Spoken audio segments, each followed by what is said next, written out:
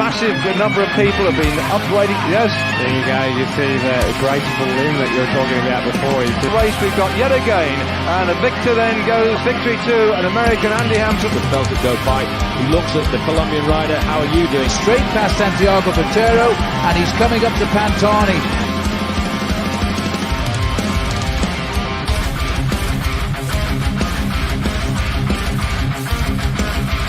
Armstrong is sitting in the last few hundred metres as we come towards the finish of this monumental stage. And Armstrong, as we start to approach the line now, Pantani grits his teeth and accelerates and over the line.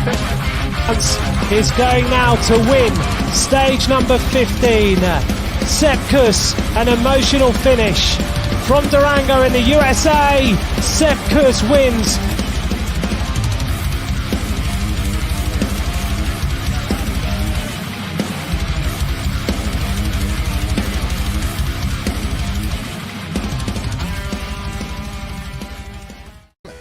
Welcome everybody to the Between Two Wheels podcast, episode 334. We are doing stage 10 of the Giro d'Italia, Pompei to Bocca della Selva, 142 kilometers. We'll take a look at the profile.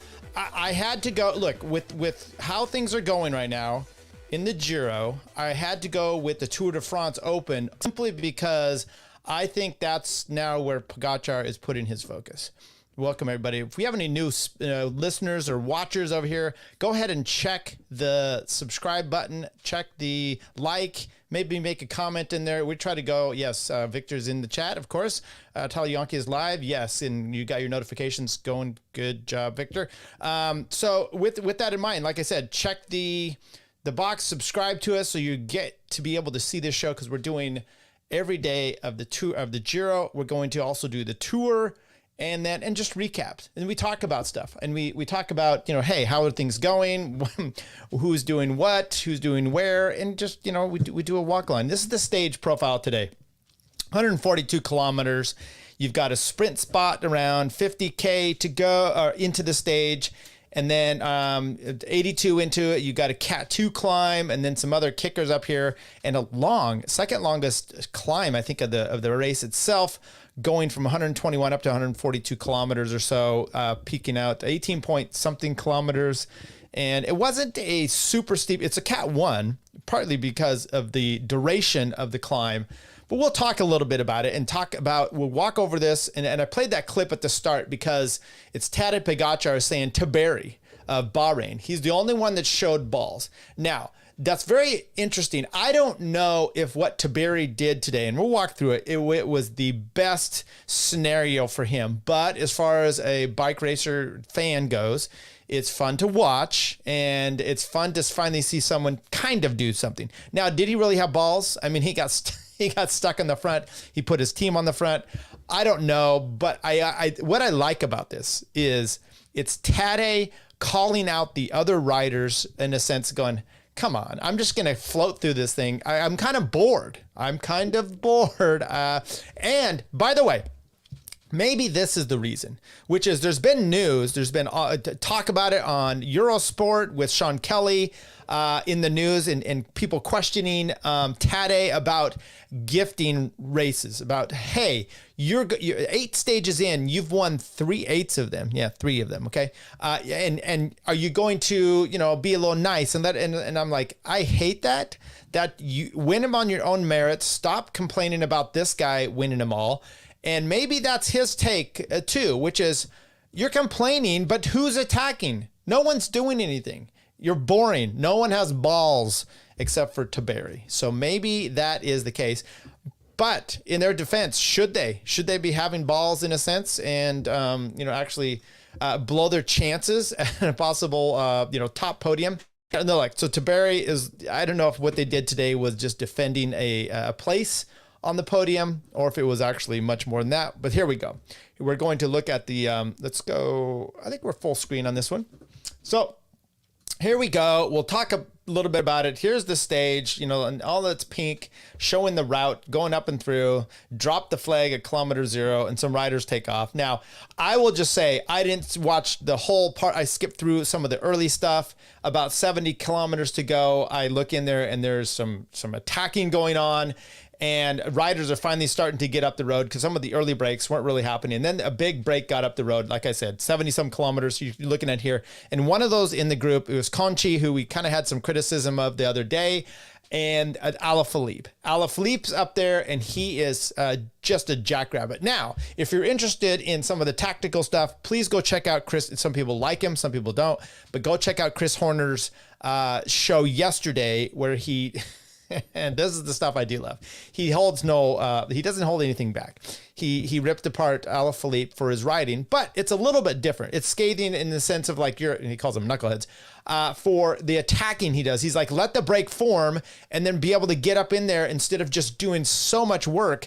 And he did contrast and compare it to, 2019 Tour de France that Bernal ended up winning, but where, most of those stages, like 16 or so out of them, up to that point, Alaphilippe was in yellow. Now, we talked about that race at the time, if you guys were fans of the Between Two Wheels podcast, which I was like, he's going to burn himself out. He's just going for every little thing. He's burning matches, nails in his legs. And that's ended up what being the case. Now, according to Chris, he's like, look, he could do those kind of things back then because he was in such fantastic form. He can't afford to do that now. I do agree. He can't afford to do that now. But he was doing that once again today. The other thing Horner talked about was stupid tactic discussions in the Eurosport, and it was Jonathan Vaughters. He was sitting in there for 2 days, and he was bad-mouthing him and his team. Now, one thing that he was bad-mouthing was team directives, and he gave examples of over time of the directors of EF education being just kind of idiots. Note that their main director is who? Well, we'll get to it, who it is. He's an American writer. So we'll get to it. I don't want to bash him too much, so we'll just kind of let that go. Okay, so either way, though, this big group starts going out, and UAE, Team UAE was kind of holding it together, but they were letting this group go up the road.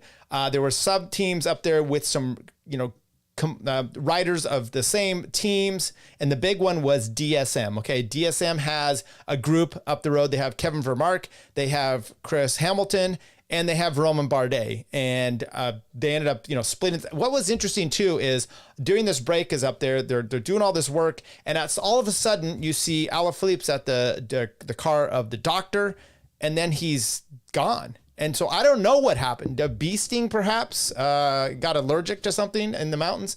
But it was interesting. Should say that there were, and we'll walk over, there were some riders that did not start. I don't think they would have played into a part of this, but going over this Intergiro, Jan Trotnick's in there for Visma Lisa Bike. He goes over, I think, in second place or so, and he takes off. Now, is this a great move? Well, that last climb up the top, he's not the best climber. He's pretty good. He's more like a diesel climber. He's a little guy, but he's not just necessarily climber-like. And by the way, this picture down at the bottom here makes him look like a St. Paddy's Day guy there. Anyway, he takes off, and I think it was probably a good move because he gave himself the best chance. There was some infighting. That break wasn't really gelling together as it possibly could, and so Tratnik makes his move out. Olaf Koy, their sprinter that just won on stage 9, and then they had the rest day. This is the first day coming out of the rest day. Olaf Koy went home sick. So I don't know what the deal is because you look at the stages. We talked about this. I think it's tomorrow's. It's pan flat. It's made for Jakobsen to actually get there to the finish. Whether he can do anything or not, that's on him. But it's finally a sprint finish that I think he can. I think it's tomorrow. We'll double check on that. The point is, Visma Lisa Bike's down to like 5 riders. This is maybe one of their best chances, safe since Koy's now out, and Tratnik did look pretty good. What was a little bit disturbing behind was, and you see this group here, and I'm trying to remember all the people in the break here, but you've got Roman Bardet, Valentin Parapante, we'll call him VPP. There was a truck rider, and they're trying to chase Tratnik up the road. The Frigo was one for, I think it was it Jacob? No, it was Israel Primotech. And what was interesting though is back in this main group though, you had Chris Hamilton of DSM. You also had Kevin Vermark of DSM, and I don't know, Roman Bardet goes out with 30-some kilometers to go, and you could have used these two guys getting yourself to the foot of the climb. They were going really well.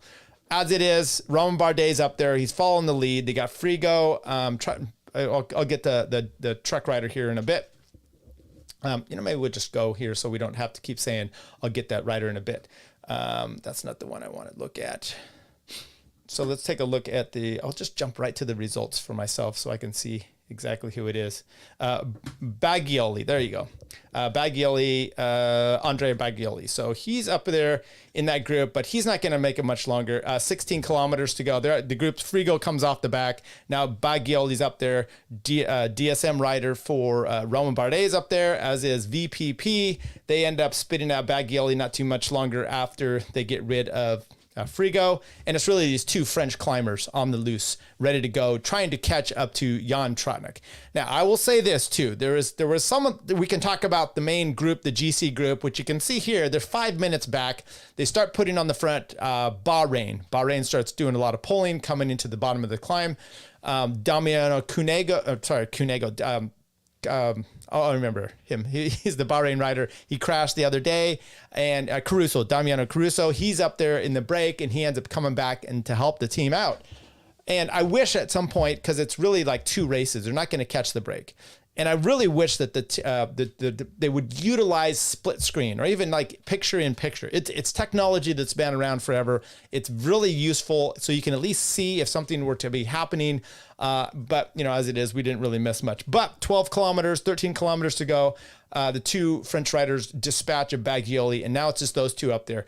You've got 5.1. Tratnik is still going. He's had the 40-second or so gap between these two Frenchmen for most of the climb. This climb isn't deadly. It kind of flattens out, and then the last 4 kilometers, it gets a little bit more on the pitchy side. 5 kilometers to go. Still got 39 seconds, but now they start to close the gap, and right around this spot, coming into the 5-kilometer spot, VPP attacks Roman Bardet, goes right past him.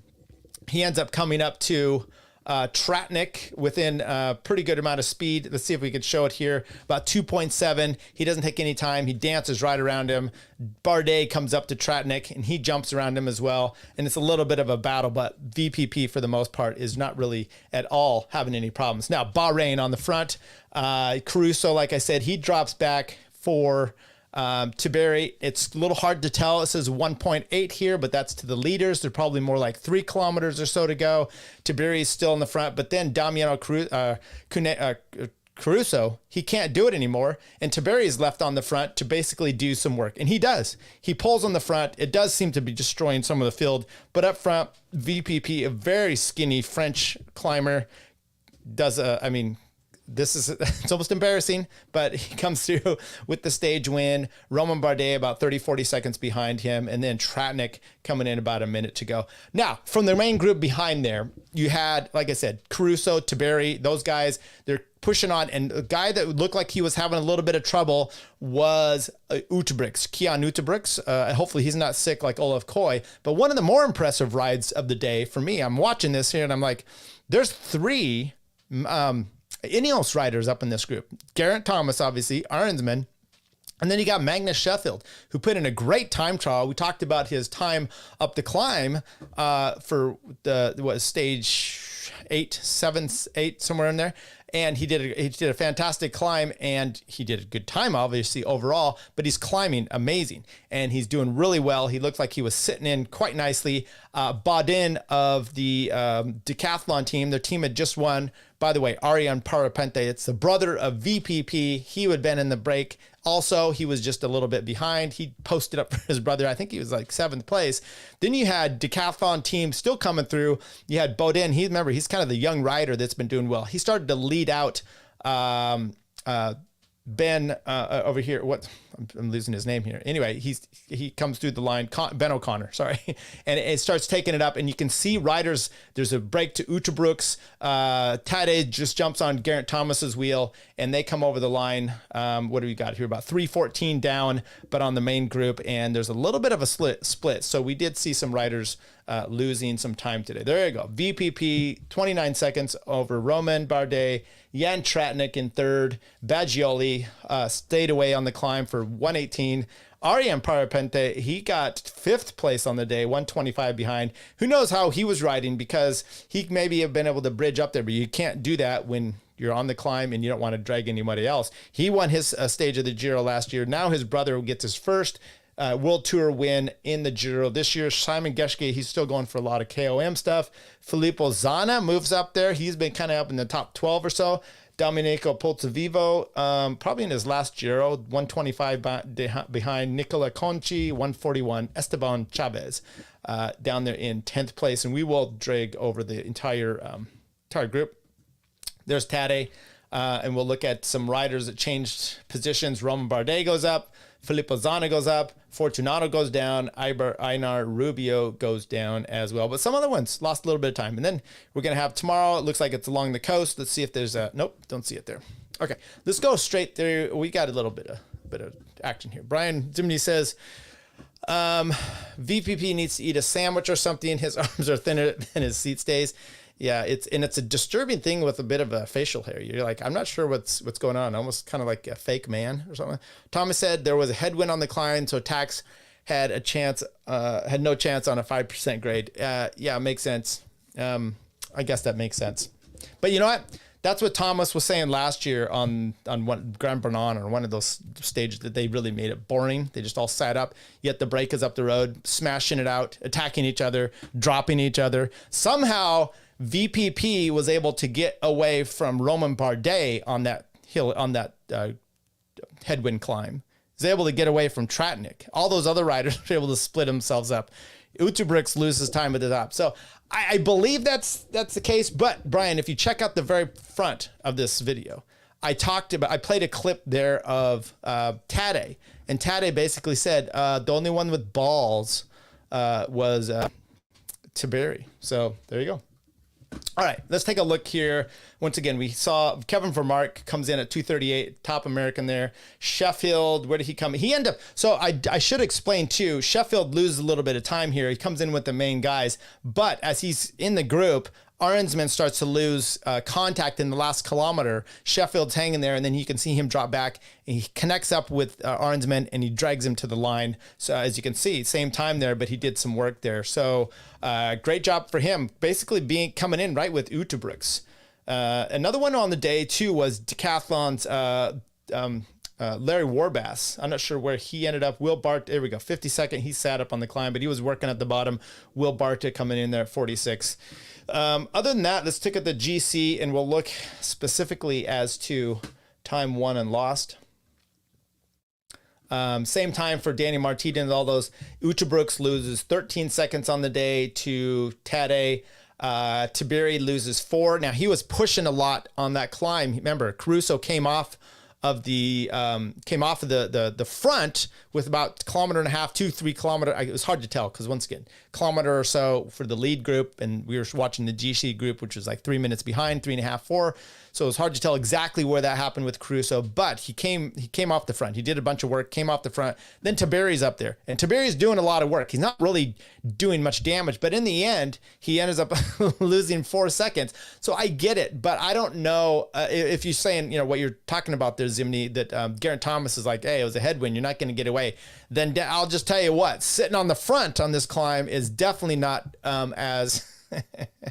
And maybe Tadej is trying to lull people into just being really stupid, right? Hey, this guy has balls. Look at him. He's pushing on the front, and then he loses 4 seconds on a kind of a flat top. I mean, it wasn't super bad there when you have guys, other ones that are able to hold the pace. So Geraint Thomas, same time. Ben O'Connor, same time. Actually, Ben O'Connor looked really good today, being able to push over the top. I liked how his teammate did a bit of a sprint, kind of saw some people having trouble, and then committing himself, Ben O'Connor, to kind of a sprint to put in more time.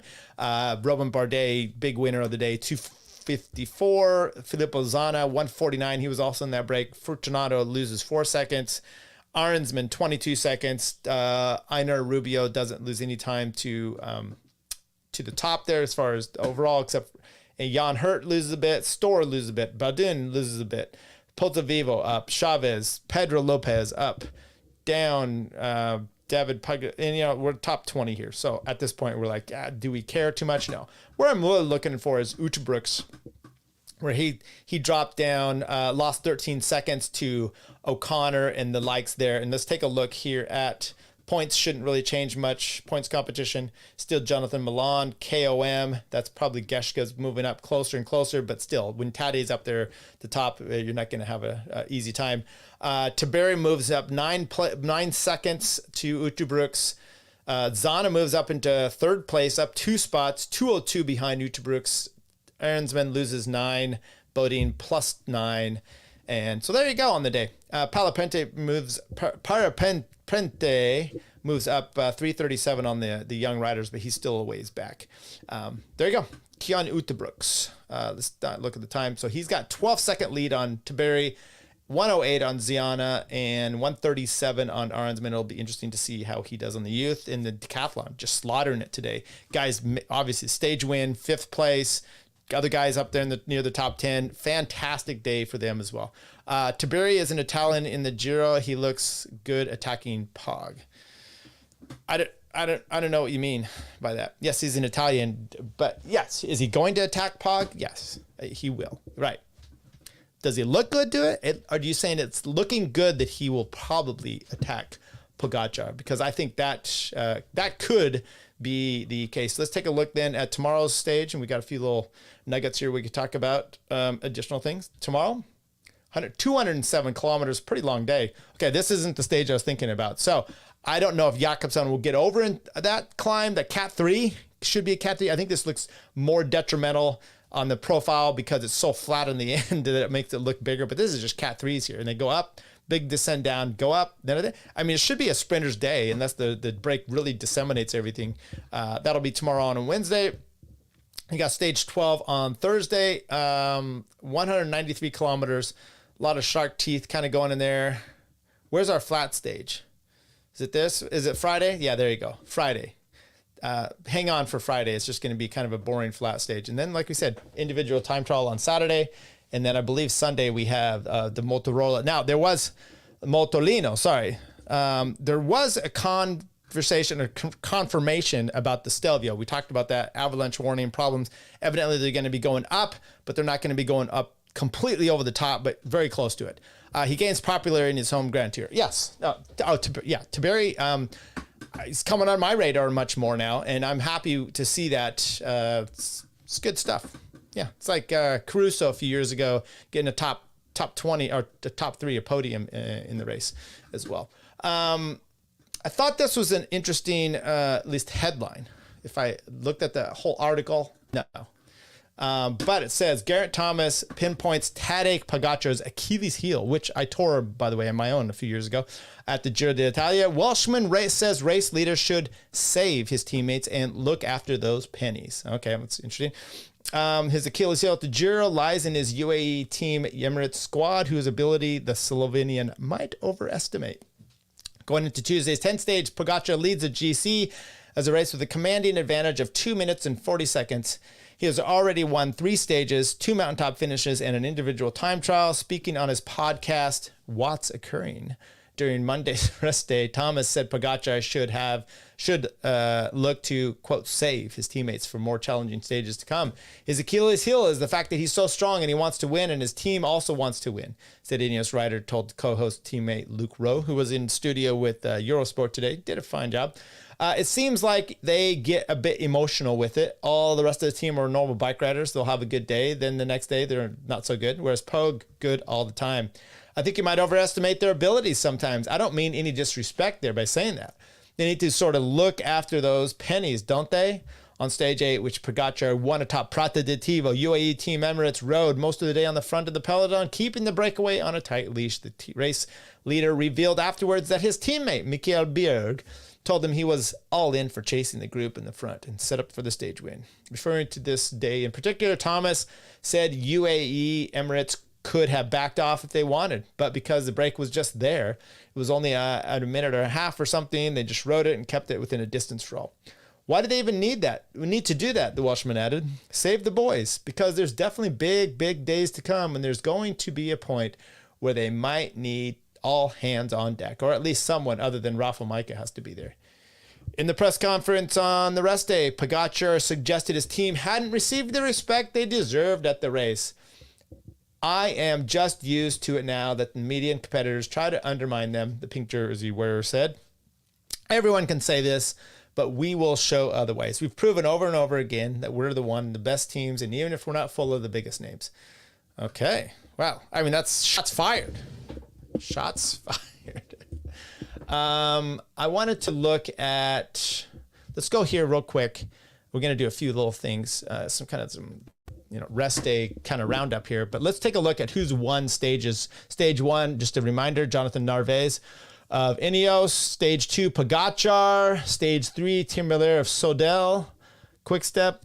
Stage 4, Jonathan Milan of Trek. Stage 5, Benjamin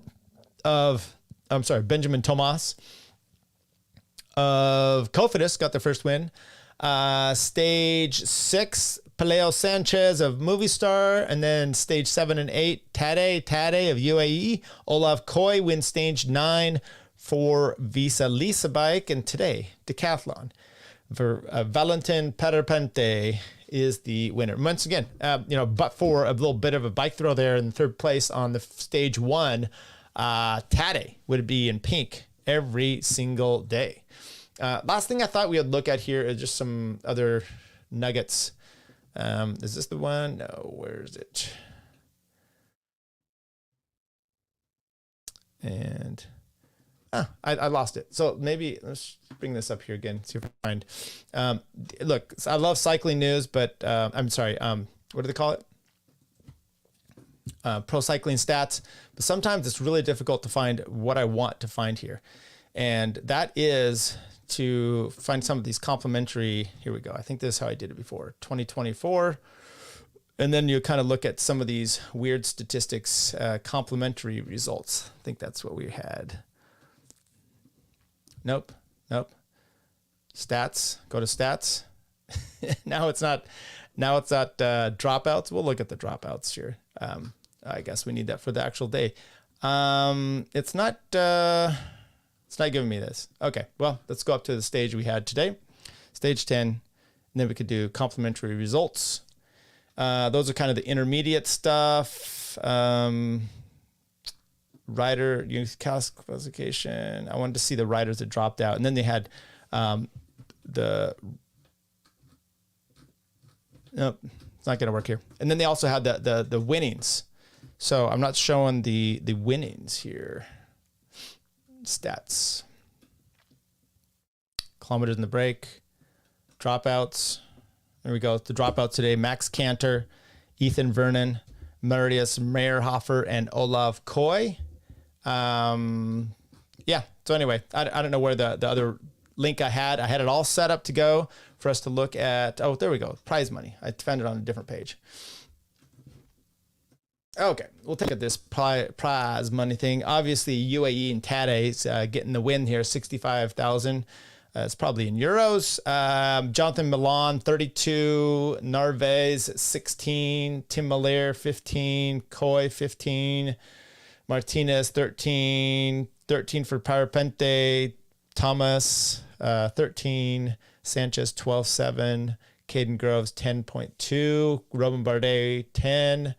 Alaphilippe, 95. Utebrooks, 85. Filippo Fiorelli, 81. And Max Schachmann, 71. Team prize rankings. UAE is leading it with 70 plus. Little Trek, 37. Ineos at 35. 29 for Team Lisa Bike. Let's take a look here at Postal DN. Let's see the last riders. They didn't even do anything. 2,200 for Arkea. Where's EF? Is EF getting anything here? Where is EF? Israel's down there at 32. Groupama, Tudor, EF.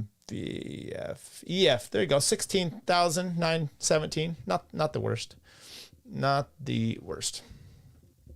Okay, some predictions for tomorrow. I think it's going to be a sprinters day. Like we just read, there's some dropouts. Some of the sprinters dropped out. So who's going to be? I mean, it's going to be Jonathan Milan. You've still got Caden Groves in this. Will Jakobsen ever make the field sprint? Will Caleb Ewing actually do it? I think there's too much for the sprinters still having this second week that you're not going to see much of a GC, and some of the GC riders, they probably want to save themselves for the time trial. It's not the climbing time trial. It's the flat one, Ghana et al. So they're going to have a chance to kind of break through on the Tade side of taking them on. So you might be seeing them save themselves a bit. It's going to be a bit boring. You're going to see maybe some breakaways on a few of those choppy days. But I think you got tomorrow, and especially tomorrow and Friday are going to be your big sprint styles. So I would like to see Caleb Ewing get in his chance to actually put his nose in the front and do something. I haven't seen him even open up. Other than that, though, I think you're going to see Milan. Probably a Bauhaus is going to be up there, be able to break into it. Denazi's been close as well. Tim Malier's still here, so we've got him in the break, in the sprint. All good stuff. All good stuff. Do they prize money for the Intergiro? I believe so, and I can't believe or understand it. So I'm just gonna let it go. Now, look, they do say a breakdown. Okay, well here, let's take a look at this. Okay, so here's a breakdown of the accumulation of money. Now, what they don't have in this is the UCI. How is the UCI getting their money? Because they get a split, in other words, by fines, and it makes you wonder about how much time they're doing that just in general. So obviously Tade is getting the bulk of the winnings here, but some of these other guys, Milano got some for his finish the other day, and you got team prize money. That's really where they're at for them. Let's go back to which team, maybe EF. There would be the ones that might be doing the Intergiro. So let's see if there's any breakdown of this. Individual types, stages, team day ranking. I don't see any breaking down here for Intergiro. I'm sure there's something going along with them. I know Jan Trotnik was up there in the Intergiro today, but do I see anything with that? Trotnik 4,800, 29. Maybe that's where they're getting it. So I do not know and or even understand the Intergiro. Okay, folks, that's stage 10 in the books. So we got tomorrow once again. I think it's going to be a sprinter's day. Wouldn't it be something if Jakobsen comes out with the win? He comes to, he's like, first sprint, here I am. He just doesn't look good enough. You've got to be, you can't be this bad. Another one, Gaviria. I mean, he's a guy that used to be able to get over the climbs and sprint. We just haven't seen it lately. So it's not expecting much out of those. I do expect a Jonathan Milan, Tim Miller battle, and then whoever else can throw themselves in the works. Get your team up there. I don't know, but those are the two biggest ones. All right, tomorrow, stage 11. Stay saucy out there. By the way, like and subscribe to this show because it's coming to you every day. Now we're going to do a little Chris Froome Giro. I do need to make some new intros here. Froome now, he goes on the offensive, he goes on the attack over the top of this final climb, and nobody at the moment can go with him. He had 75 kilometres to go, and now under the Flamme Rouge, and there he is still, the virtual Maglia Rosa on the road. Who would have thought it at the start of today? But Chris Froome